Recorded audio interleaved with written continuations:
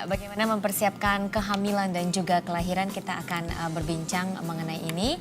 Dan untuk Anda pemirsa yang ingin bertanya bisa bergabung langsung di 021 58 30 4050. Ya baik Lucy, kalau kita melihat pasangan-pasangan muda sekarang itu memang sekarang kelihatannya trennya sudah berubah. Bahwa mereka sekarang lebih harus mempersiapkan atau mereka sudah sadar diri harus mempersiapkan dengan pemeriksaan macam-macam ya. Untuk kehamilan ini ya? Untuk kehamilannya gitu. Bahkan dari proses pada saat waktu mereka mau menikah pun kadang-kadang memang sudah dilakukan pemeriksaan-pemeriksaan dari mulai mungkin HIV sekalipun mereka akan periksakan. Nah kalau untuk yang proses kehamilan ini memang kalau aku melihat apakah memang pandangan aku aja, tapi banyak sekali kita melihat bahwa pasangan-pasangan muda ini kok susah banget ya punya anak. Tidak gitu. Seperti zaman dulu begitu ya, yang kelihatannya sepertinya jauh lebih subur, punya anak juga banyak begitu ya. Betul, faktor apa tuh sebenarnya? Ya, apakah ini ada faktor dari makanan atau faktor dari gaya hidup? Nah, untuk lebih jelasnya kita akan berbincang langsung, kita tanyakan kepada Dokter Ardian Syadara yang sudah ada di sini. Selamat pagi, Dok. Selamat pagi. Iya, Dok. Tadi pertanyaan Irgi itu apakah memang benar ada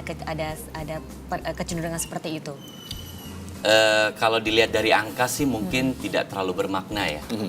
Kalau dilihat dari statistik.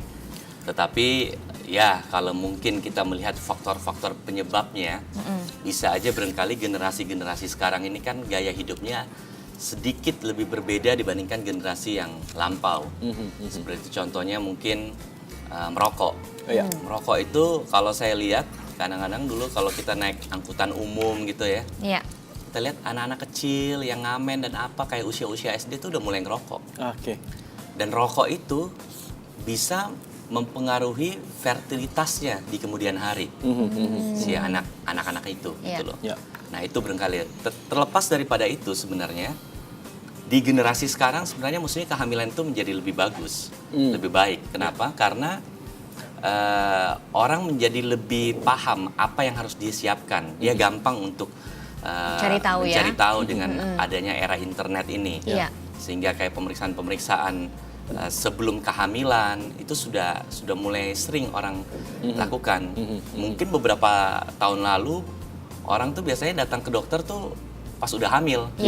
Nah sekarang pasien-pasien saya lihat memang belum banyak, tetapi sudah ada yang mulai, dok ini kami baru nikah nih, kira-kira apa dulu nih yang harus diperiksa. Nah yang itu sudah mulai ada juga, jadi memang ada.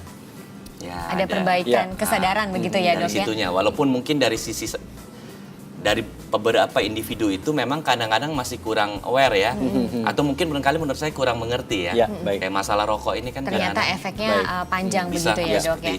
Nah, untuk pasangan yang baru menikah atau yang berencana menikah, sebenarnya melakukan tes apa, Dok, yang perlu, Dok, kalau mau mempersiapkan kehamilan? Yang ideal tuh ada dikatakan semacam istilahnya premarital check up ya, terutama pada wanita itu biasanya diperiksa pemeriksaan darah rutin, kayak kemungkinan ada penyakit infeksi kayak tadi Irgi bilang ya, ada kayak periksa hepatitis, HIV dan segala macam, dan beberapa penyakit-penyakit yang mungkin sudah sering kita dengar nih, yang disingkat dengan TORCH, toxoplasma, rubella, cytomegalovirus, dan herpes. Nah itu kalau ada di badan terutama seorang wanita, itu dapat mengganggu kehamilannya terutama di trimester pertama. Apa yang bisa diakibatkan apabila terkena infeksi? Seperti contohnya kayak toxoplasma itu dapat menyebabkan keguguran berulang. Bisa bikin kecacatan, contohnya hidrosefalus. Kayak rubella itu lebih ngeri lagi, malah bisa mengganggu organ, bisa bikin ketulian pada bayi. Dan kebutaan juga mungkin ya, Dok?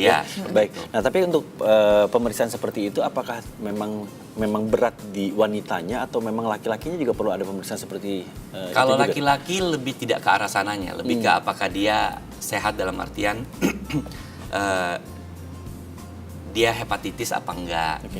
Karena kan dia ada hepatitis C, B, C, HIV apa enggak, kayak gitu. Kalau soal resus bagaimana, Dok? Kalau berbicara resus ini sebenarnya suatu topik yang cukup khusus ya. Resus itu begini.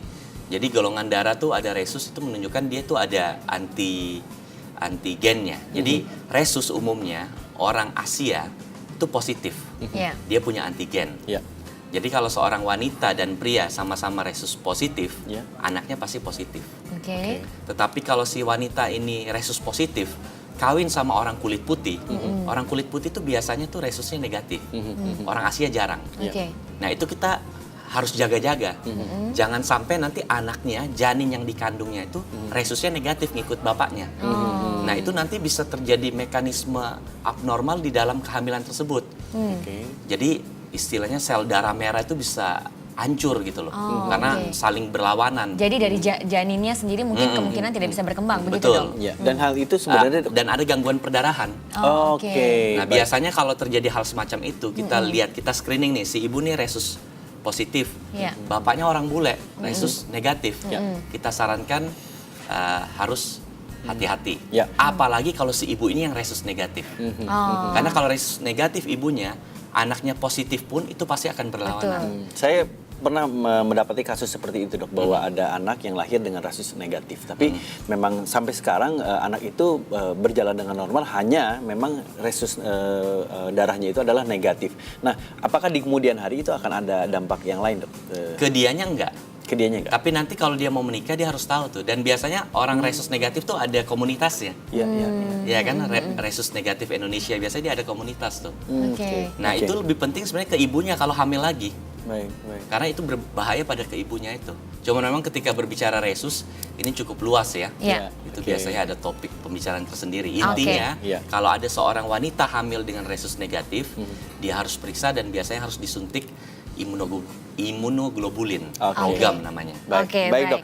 Ya, tadi tandanya untuk kehamilan itu paling tidak seorang wanita itu harus mempersiapkan secara detail ya. Betul, harus ada pemeriksaan lebih lanjut. Iya. Dan ini sudah ada pemirsa yang ingin bertanya juga, ada Ibu Prapti dari Bekasi. Selamat pagi Bu Prapti, silakan pertanyaannya. Ya, selamat pagi, dokter. Ya, ini mau tanya, anak saya sedang hamil 5 bulan. Ini anak ketiga. Anak pertama normal, anak kedua sesar. Nah, ini yang ketiga apa harus sesar lagi? Dan lagi sering sakit di perut sebelah kanan, apa akibat dari bekas sesarnya? Oke, baik. Ya. Itu saja pertanyaannya? Ya, itu Ya. aja. Oke, baik Bu Prapti, terima kasih untuk pertanyaannya, dan dokter mungkin nanti bisa menjawab setelah Ya. jeda iklan berikut. Pemirsa, kami masih akan kembali setelah pariwara, jangan kemana-mana.